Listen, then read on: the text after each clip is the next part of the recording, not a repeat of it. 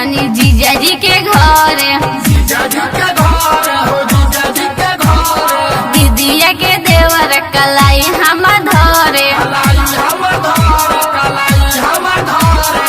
आयु बचल कन के संगवा हो, फेंके बाल्टी से हमारा पे रंगवा हो, फेंके बाल्टी से हमारा पे रंगवा हो,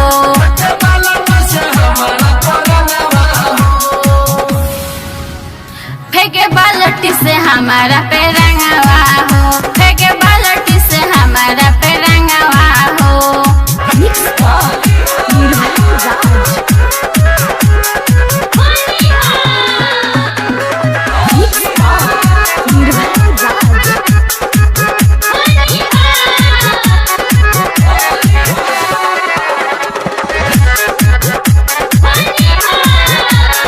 डालतावे रंग देखो लाला का पियारा का,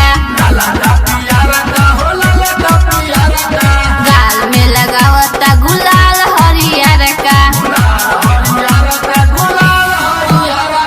लगता बिगाई पूरा अंगवा हो, फेंके बाल्टी से हमारा पे रंगवा हो, फेंके बाल्टी से हमारा पे रंगवा हो।